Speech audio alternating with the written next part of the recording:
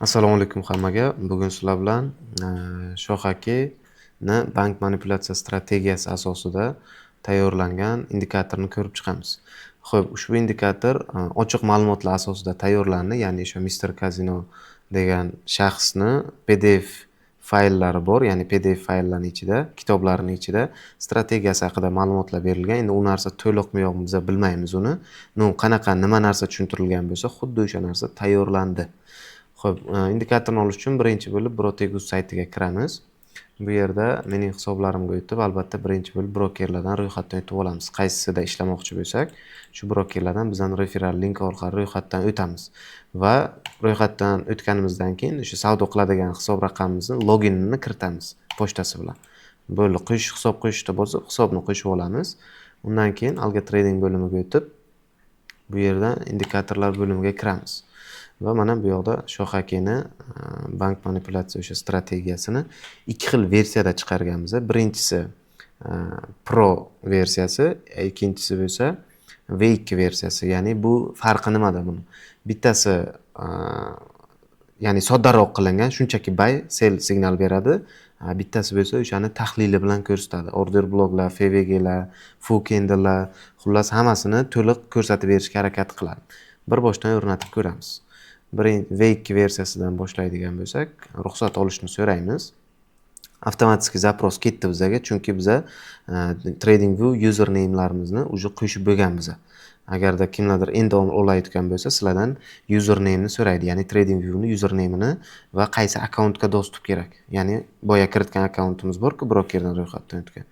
O'sha akkaunt bilan TradingView username'ini so'raydi. Avtomatik ruxsat berildi, mana ko'rsalaringiz bo'ladi. Endi TradingView'ga o'tamiz. Bu yerdan indikatorlar bo'limiga kirib, Dostуп и ограничения degan bo'limga kiramiz. Mana uje bizga chiqdi. Bank manipulyatsiya V2 bosamiz. Ana bunaqa undov chiqib qoladigan bo'lsa, bitta обновить qilib o'rasizlar saytni yoki kimlardir telefon bo'lsa, chiqib qaytib kirasizlar. Telefonni o'rnatayotgan bo'lsa, kompyuter bo'lsa bitta обновить berib yuborsalaringiz bo'ldi. Xo'p, indikatorlar bo'limiga o'tib, Dostуп ограничениyaga o'tamiz va mana Shohaki bank strategiyasi qo'shdik. Bu analiz bilan ko'rsatishga harakat qiladi. To'g'risi, strategiyani maslahat bergan bo'lardim, tushunib ishlatishni. O'sha PDF kitobi bor, tarqalib ketgan, o'sha hamma joyda bor u. O'shani tushunib, ko'rib, o'qib, o'rganib, moslashib ishlasalaringiz tushuna olasizlar. Bu yoqda qanaqa analiz ketyapti, nima bo'lyapti, hammasi tushunarli bo'ladi. Yoki shunchaki buy yoki sell signallaridan foydalanib ham ishlasalaringiz bo'ladi. Bunda hech qanaqa take profit yoki stop loss yo'q. Chunki kitobda u narsa aytilmagan, prosta shunchaki error aytilgan, ya'ni 1 ga 9, 1 ga 10, 1 ga 50 uriladi, foyda qilinadi deb aytilgan. Shuning uchun stopni va take profitlarni biz foydalanuvchilarni o'ziga tashladik bu narsani. Ya'ni o'zlaringiz qaror qabul qilishlaringiz kerak. Bu yerda ko'rsatilgan hamma narsa, mana qanaqa entry, qanaqa buy, qanaqa sell ishlashlarini ham ko'ryapsizlar. Juda ham idealni.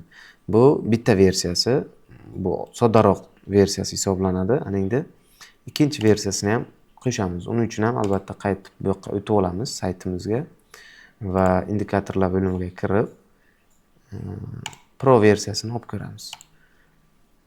Kutilmoqda. Ozgina kutib turamiz. Albatta ruxsat beriladi, undan xavotir olmang. Bir xil payt 2-3 soat zadeshka bo'lib qolishi mumkin. Kechki paytlar odatda shunaqa bo'ladi. Atak ruxsat beriladi bu narsaga. Xo'p, undan keyin yana bitta обновить qilib olamiz. Обновить qilib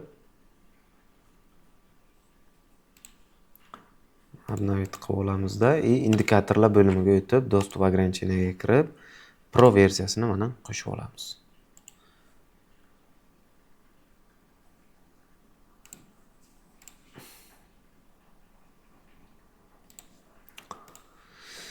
Dostуп ограничения Pro qo'shib oldik. Uje bunda shum juda ham ko'p.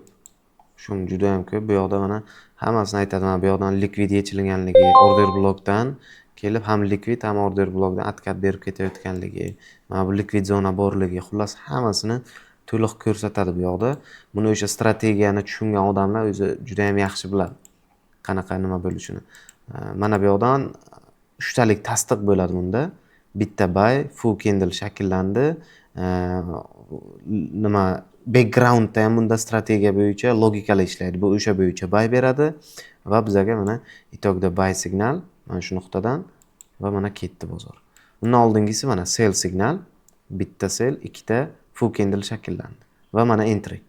Bo'ldi, biz o'sha entry qilamiz va mana tushib berdi. Xuddi shunaqa tartibda ishlaydi buniki. Mana uchalasi bitta joydan buy. Full candle tasdig'i bor, entry bor, yana bitta entry'miz bor. Bizga itog'da mana narx uchib ketdi. Xuddi mana shu tartibda ishlanadi. Bu yoqda ham mana bu yoqda e'tibor beringlar, faqat full candle'larning o'zi bo'lgan. Ko'ryapsizlarmi? Faqat full candle shakllangan, lekin boshqa tasdiqlar bo'lmagan bu yoqda. Mana bu ikkita tasdiq yo'q. Maslahat beriladi, 3 ta tasdiqni kutib kirish. Maslahat beriladi odatda. Bergan signallari, bu yoqda hammasi yozilgan, o'sha strategiya bo'yicha hamma narsa mana kiritilgan. Chizib analiz qilib boradi. Strategiyani biladiganlar tushunadi bu narsani o'zi. Xullas, strategiyani o'rgangan holatda ishlash tavsiya beriladi. Tushunib, PDF faylni o'qib o'rganib, keyin ishlanglar. Menimcha qisqacha shu tushuntira oldim deb o'ylayman. Yana kimdadir qanaqadir savollar bo'lsa, bemalol murojaat qilinglar.